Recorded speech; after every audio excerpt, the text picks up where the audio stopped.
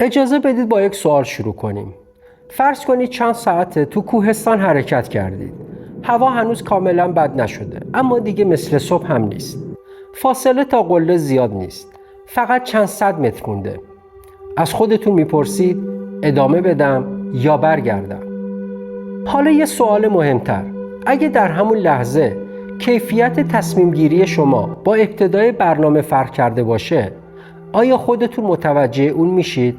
چون بسیاری از خطاهای انسانی زمانی اتفاق نمیافتن که دیگه توان حرکت نداریم، بلکه زمانی رخ میدن که هنوز میتونیم حرکت کنیم، اما دیگه مانند چند ساعت قبل فکر نمی کنیم.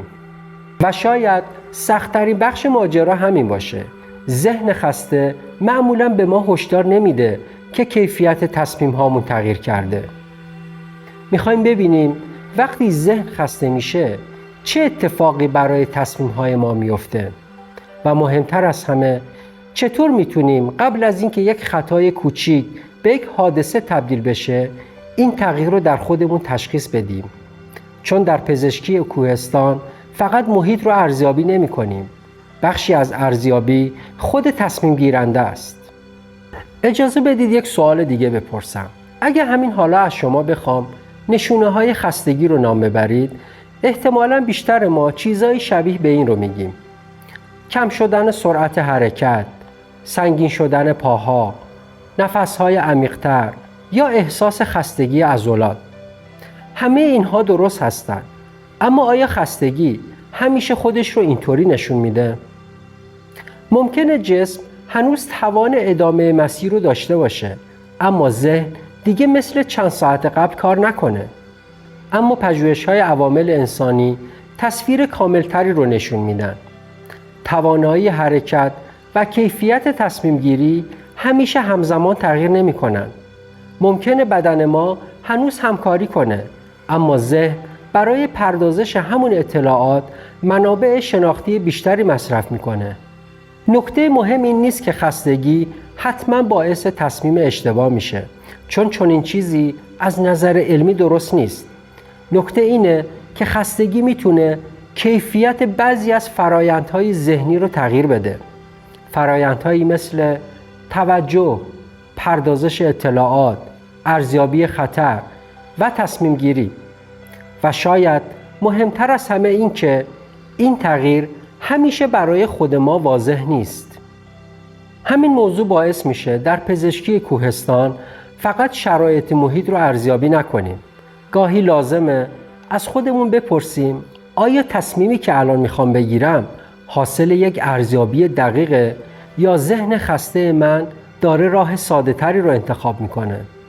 وقتی درباره خستگی صحبت میکنیم معمولاً به بدن فکر میکنیم، اما تصمیم‌های ما فقط با عضلات گرفته نمیشن.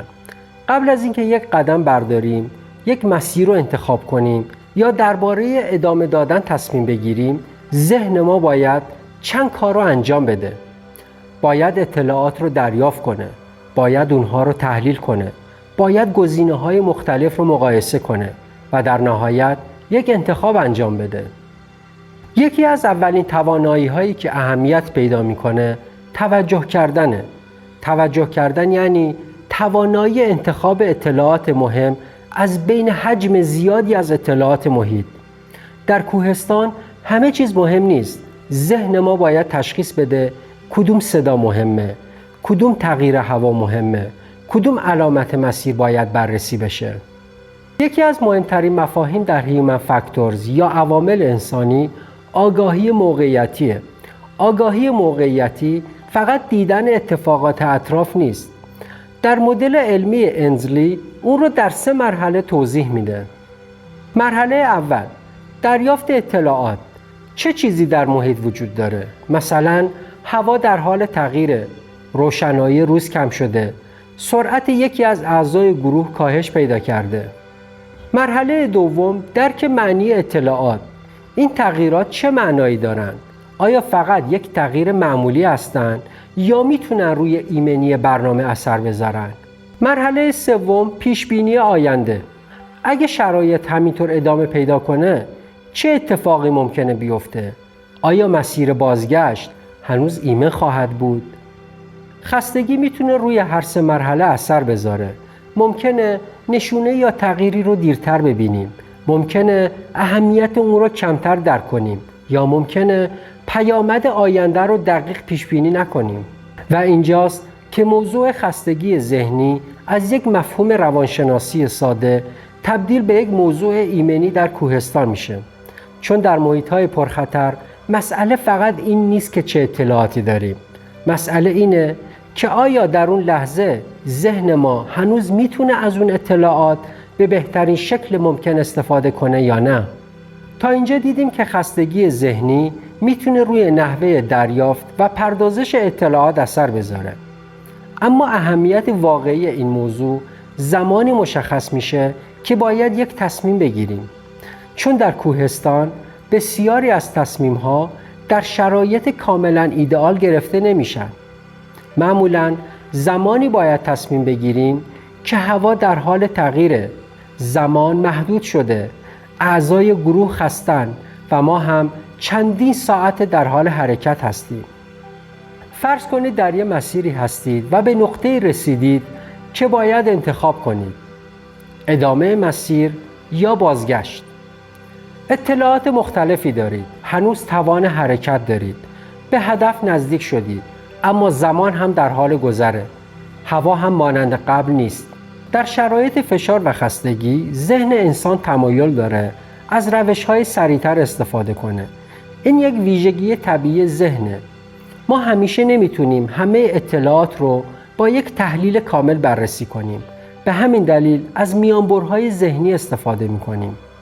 این میانبرها در بسیاری از شرایط مفید هستند، اما در بعضی موقعیت‌ها ممکنه ما رو به سمت ارزیابی ناقص هدایت کنه.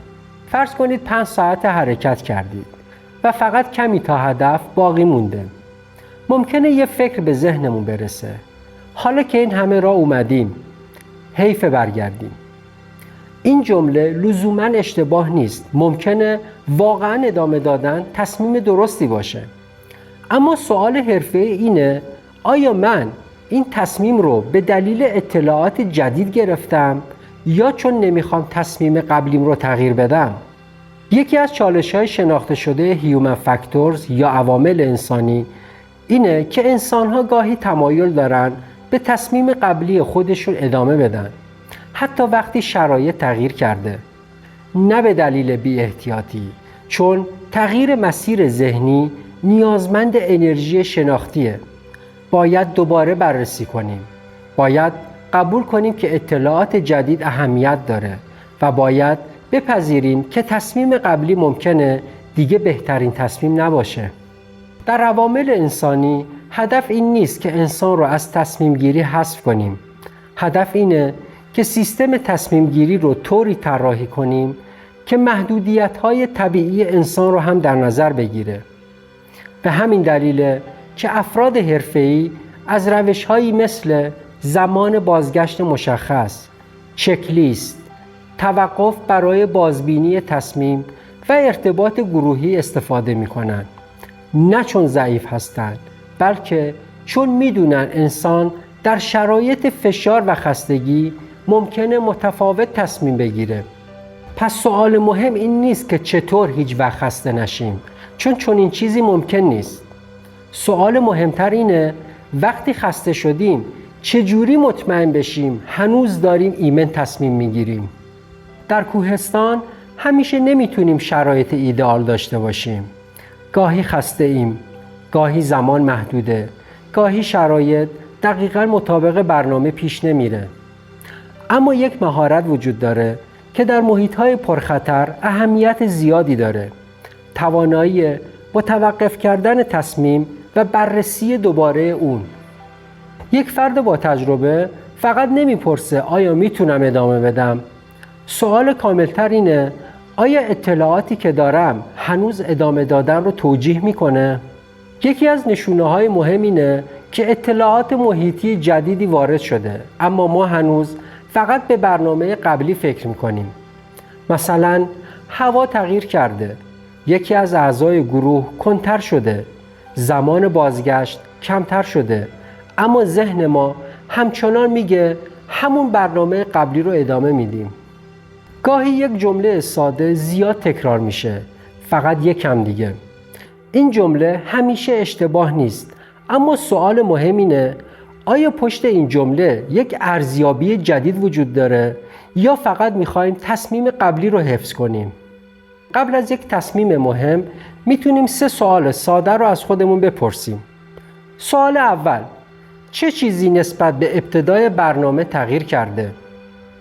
هوا، زمان، مسیر، وضعیت گروه، وضعیت خودم.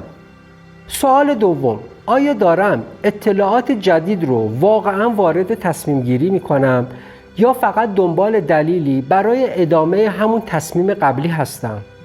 سوال سوم: اگه همین الان با اطلاعات فعلی برنامه رو از ابتدا شروع میکردم، باز هم همین تصمیم رو میگرفتم؟ بازنگری تصمیم به معنی ترسیدن یا عقب نشینی نیست. در محیط‌های حرفه‌ای تغییر تصمیم زمانی که شرایط تغییر کرده نشونه ضعف نیست. نشونه اینه که فرد هنوز در حال مدیریت ریسکه. گاهی ایمن‌ترین تصمیم رسیدن به هدف نیست، بلکه حفظ توانایی بازگشته. میخوام یک لحظه به یک تجربه شخصی فکر کنید. آیا تا حالا پیش اومده که بعد از پایان یک برنامه به تصمیم قبلی خودتون نگاه کنید و با خودتون بگید اگه امروز دوباره در همون شرایط بودم شاید تصمیم دیگه میگرفتم؟ این اتفاق برای انسان طبیعیه. ذهن ما همیشه با شرایط یکسان کار نمیکنه. همون فرد با همون تجربه، با همون مهارت ممکنه در شرایط فشار، زمان محدود و خستگی تصمیم متفاوتی بگیره. اما شناخت این موضوع یک پیام مهم داره. حرفه‌ای بودن یعنی شناخت محدودیت‌های خودمون، نه اینکه تصور کنیم همیشه بهترین تصمیم رو میگیرم، بلکه اینه که بدونیم چه زمانی باید دوباره از خودمون سوال کنیم. خستگی در کوهستان فقط مسئله انرژی جسمی نیست. ذهن خسته ممکنه دقت توجه کردن رو تغییر بده، مدیریت چند لایه اطلاعات همزمان رو سخت‌تر کنه و ارزیابی شرایط آینده رو تحت تأثیر قرار بده. اما این به معنی از دست دادن کنترل نیست. مدیریت ریسک یعنی بدونیم چه عواملی میتونن روی تصمیم‌های ما اثر بذارن و یکی از مهمترین این عوامل خود ما هستیم. در یک محیط پرخطر مهارت فقط دانستن تکنیک‌ها نیست. مهارت یعنی بدونیم چه زمانی ادامه بدیم، چه زمانی توقف کنیم و چه زمانی لازمه تصمیم خودمون رو دوباره بررسی کنیم. گاهی امن‌ترین تصمیم سریع‌ترین تصمیم نیست. گاهی امن‌ترین تصمیم تصمیمیه که بعد از یک توقف کوتاه و یک بررسی دوباره گرفته میشه. در این اپیزود دیدیم که حتی خستگی ذهنی میتونه کیفیت تصمیم‌های ما رو تغییر بده. اما گاهی مشکل فقط ذهن یک نفر نیست. گاهی همه اعضای یک گروه همزمان به یک تصمیم اشتباه میرسن. در اپیزود بعدی یکی از مهمترین موضوعات عوامل انسانی رو بررسی میکنیم. چرا گروه‌ها و تیم‌های با تجربه هم گاهی تصمیم‌های پرخطر میگیرن؟